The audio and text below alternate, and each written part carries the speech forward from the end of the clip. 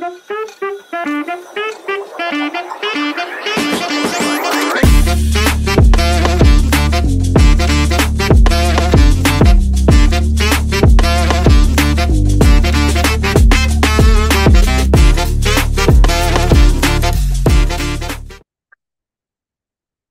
kembali lagi bersama saya Debbie Jamari, your favorite naturopath dalam segmen Tanya Sehat Debbie, di mana teman-teman bisa bertanya apapun soal kesehatan. Nanti saya akan jawab dari sisi naturopathic medicine. Apa sih naturopathic medicine?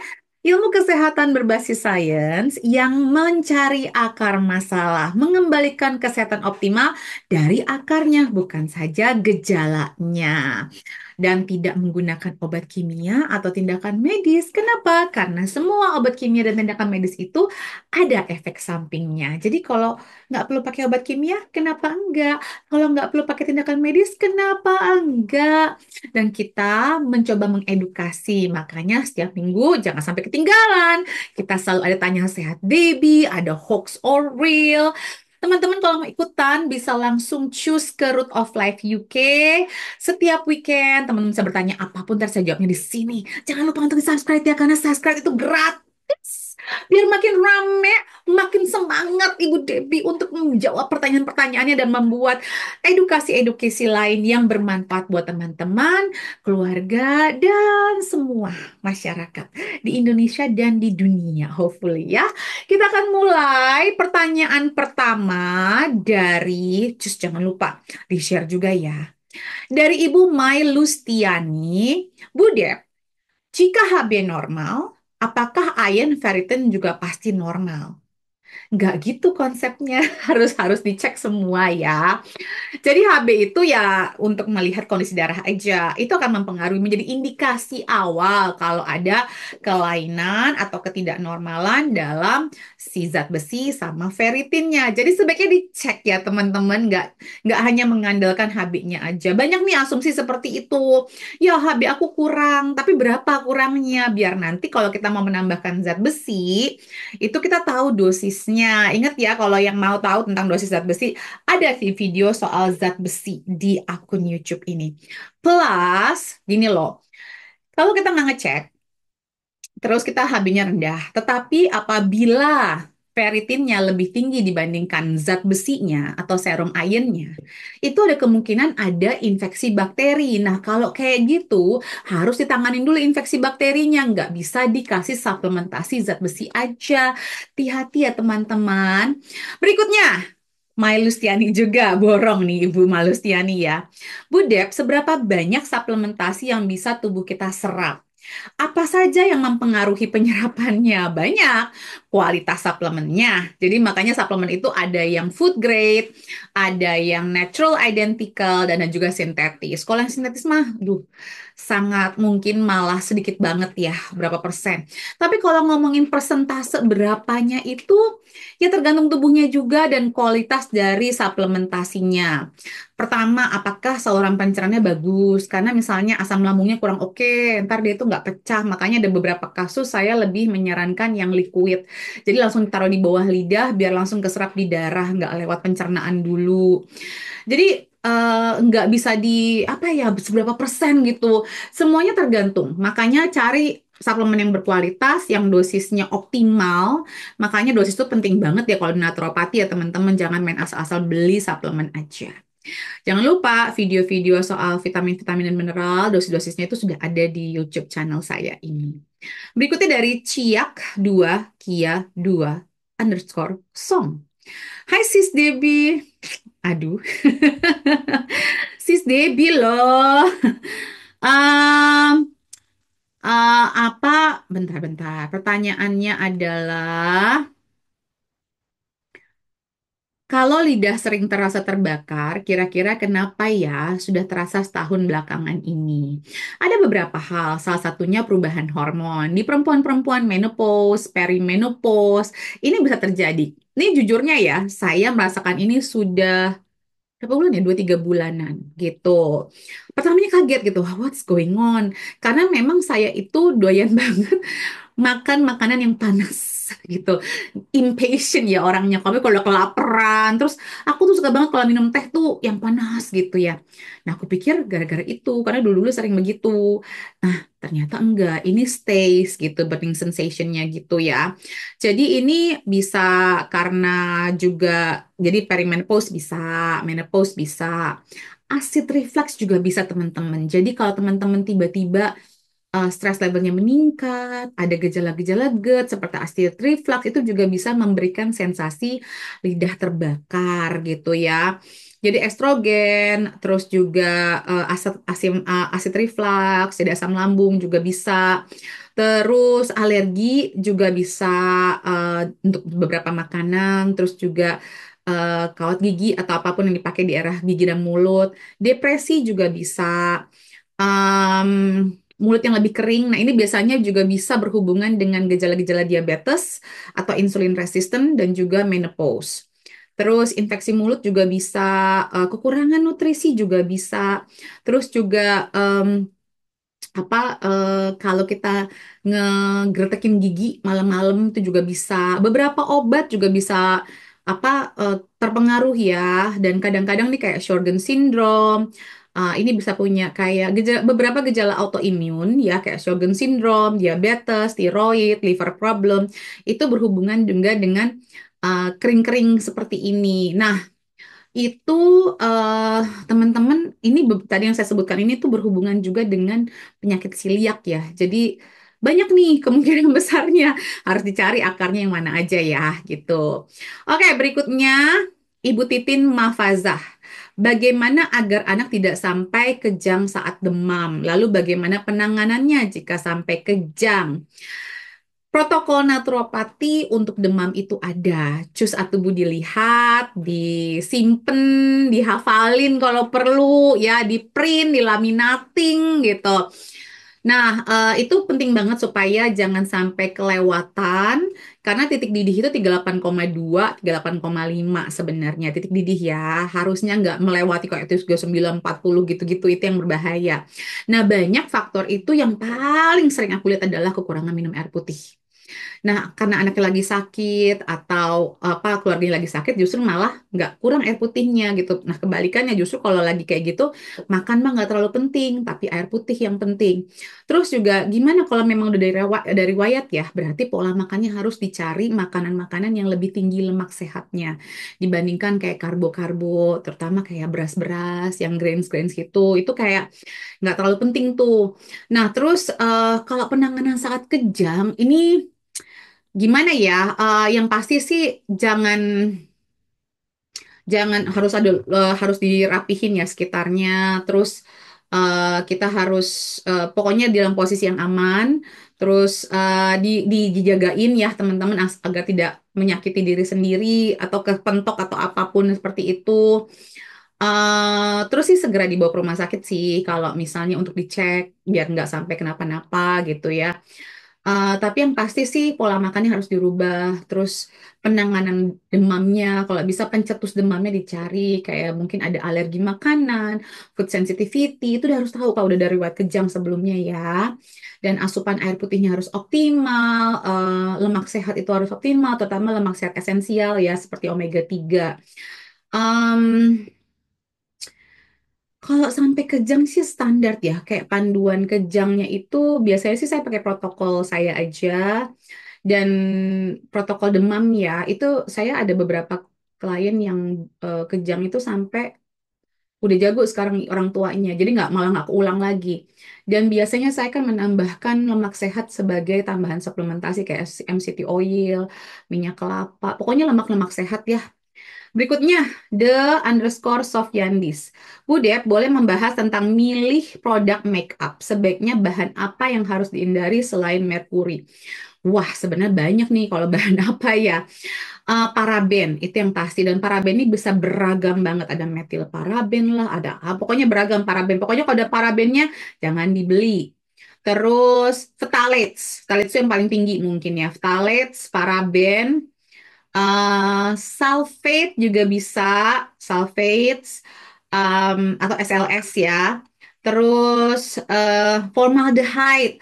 Formaldehyde itu biasanya ada di lem bulu mata. Makanya kalau saya beli lem bulu mata saya itu True Glue yang aman, tidak pakai formaldehyde. BHA dan BHT gitu, itu juga petrolatum, DEA juga bisa, phenoxyl etanol juga gitu. Banyak sih sebenarnya ya. Fragrance tuh biasanya saya juga menghindari kalau di makeup. Yes, SLS tuh sodium lauryl sulfate. Oke, itu sih yang paling umum dulu ya kita hindarin. Kalau enggak ntar banyak puyeng nanti. Oke, berikutnya. Sorry. Dari Adrian underscore Stefani. Budep, kalau tes darah MCV, MCH, MCHC selalu jelek. Padahal sudah konsumsi vitamin seperti ibarat folik. Gimana ya? Ibarat folik itu apa? Folik asid. Folik asid itu sintetis. Kalau yang bagusnya namanya folat atau metil folat. Lah, apa hubungannya folik asid sama MCV, MCH, MCHC? Ya, kurang apa hubungannya kurang ya. Folat itu ke B9, vitamin B9, bukan ke kualitas darah kita. Kualitas darah kita dari oksigennya, air putihnya, asupan makanannya, ada nggak makanan-makanan yang alergi atau enggak, zat besi sama ferritin, ada bakteri apa enggak, gitu-gitu sih teman-teman ya. Bukannya ibarat folik. Oke, ini ibarat atau ibarat kali ya maksudnya ya. Folik asid itu B9 ya teman-teman, vitamin B9. Berikutnya, Miftah underscore im. Budep, biasa di sabun natural ada bahan mica dan fragrance oil. Itu aman enggak? Jadi, fragrance, sorry, mikanya dulu ya. Mica atau mica. Micanya itu sendiri sebenarnya dapat dikategorikan low risk atau resikonya sangat rendah sekali untuk penyakit kanker, alergi, gangguan reproduksi, keracunan reproduksi itu rendah. Jadi ya dibilang aman. Fragrance oil nih agak yang tricky. Fragrance oil tuh artinya apa sih? Karena bahasa-bahasa marketing ini jago-jago banget loh yang bikin bahasa-bahasa marketing ini. Kalau aku sih akan terus mengendorse yang namanya essential oil, bukan fragrance oil. Karena kalau kita ngomongin fragrance, itu pakai bahan kimia.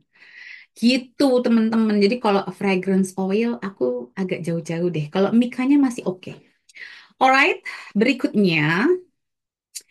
Salam Bu, Ibu dari Ibu Rika Mara. Salam Bu, mikronutrisi dan suplemen apa yang bisa mengurangi spastik pada anak cerebral palsy? Nah, teman-teman, berdasarkan penelitian, cerebral palsy itu memiliki orang yang punya cerebral palsy itu memiliki beberapa kekurangan mikronutrisi seperti zat besi, folat, niacin, kalsium, vitamin E, dan yang paling umum adalah vitamin D. Jadi, kalau bisa semua mikronutrisi tersebut dipenuhi, dipastikan optimal lewat makanannya ataupun suplementasi. Kalau mau belajar lebih dalam ada masing-masing videonya ya, silahkan ditonton. Ibu Uli underscore Ika 77. Bude, stok makanan apa langsung disimpan di freezer atau boleh dicilem untuk kita 3 hari? Sekarang Bu, kalau Ibu simpan di freezer langsung, yang buat besok aja taruh di chiller, itu secara nutrisi dia lebih terjaga nutrisinya.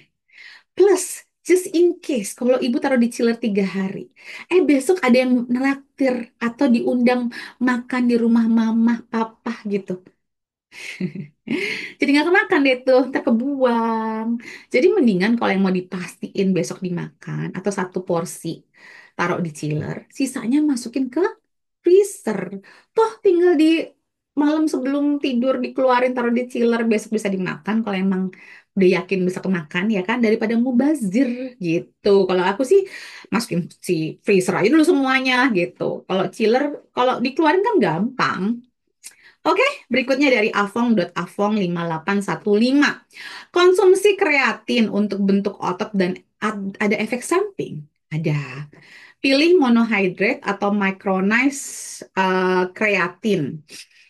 Oke, jadi 25 miligram setiap hari selama 14 hari itu itu aman. Tapi kalau sampai apa mau lama-lama gitu sampai berbulan-bulan, 18 bulan gitu karena mau bangun otot ya, itu nggak boleh lebih dari 5 gram, 4-5 gram. Jadi nggak boleh banyak-banyak. Dan sebenarnya kreatin itu dan sebenarnya kalau mau sampai tahunan itu 10 gram lah gitu ya. Jadi kalau bisa side effect-nya atau efek sampingnya itu bisa kayak dehidrasi, sakit perut, perutnya kram-kram itu bisa ya. Jadi hati-hati. Sementara kreatin ini sebenarnya banyak dari protein hewani dan seafood. Jadi kalau teman-teman mau dapetin dari yang alami, why not? Kalau buat saya sih mendingan ambil dari yang natural gitu, ya kan? Kalau ditanya mana ya yang better micronize atau monohydrate, um, kalau dua-duanya juga boleh, micronize monohydrate. Jadi ya tergantung kemampuan masing-masing ya teman-teman. Micronize sih kalau aku, tapi ya ya dua-duanya sebenarnya boleh aja, tergantung kemampuan masing-masing ya. Kalau aku mungkin lebih memilih ke micronize, tapi kalau misalnya teman-teman ada yang microhydrate juga boleh. Mereknya apa aja? Ada Thorne Research yang aku coba ya, aku tuh aku nggak terlalu mengambil ini sih dari suplemen ya kalau kreatin. Sun Warrior itu oke. Apalagi ya? Optimum Nutrition juga masih oke.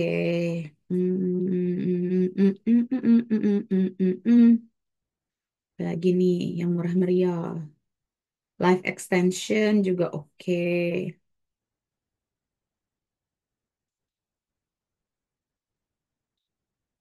Oke, berikutnya dari Yauliani. Tes IgG sensitivity, hasilnya apakah valid? Jika tidak pernah konsumsi seafood karena alergi, apakah hasil tes tetap sensitif? Bisa jadi.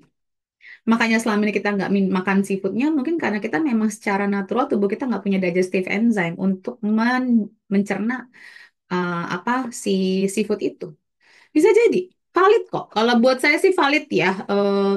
Ya 80-90% lah tidak ada yang sempurna di dunia ini.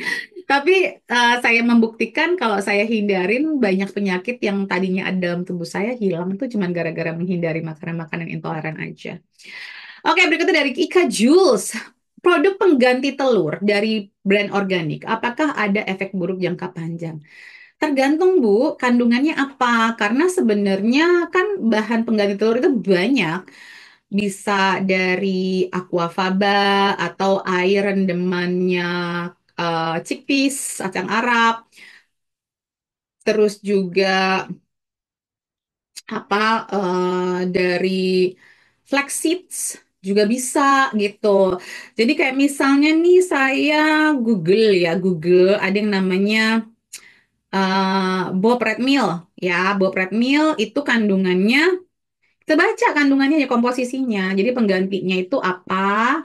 Equilibriumnya itu isi komposisinya apa? Harus kita pahamin di situ. Nah, ini yang kalau Red Bob Mill bentar ya. Internet saya agak slow. Em, Misalnya ini ada potato starch, tapioca flour. Jadi tepung kentang, tepung singkong, baking soda, sama psyllium husk.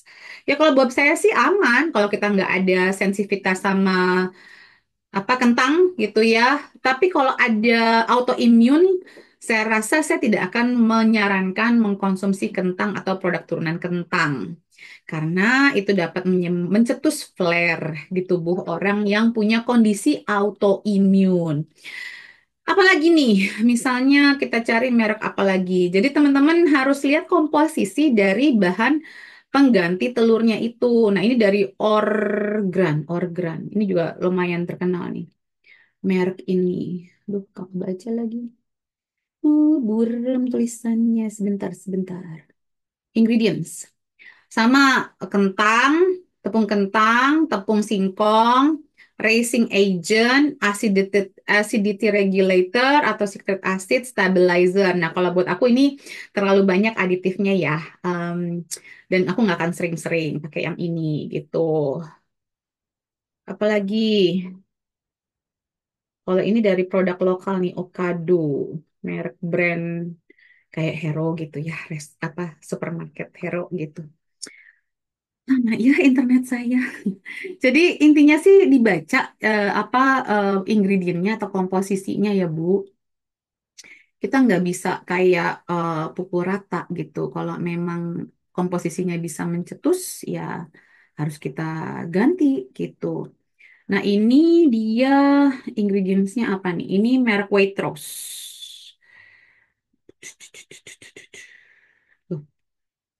Oh iya sama tepung kentang, tepung singkong, cream of tartar, xanthan gum, sama methyl cellulose. Nah kemungkinan di xanthan gum itu di beberapa orang nggak boleh sering-sering. Oke, semoga bermanfaat.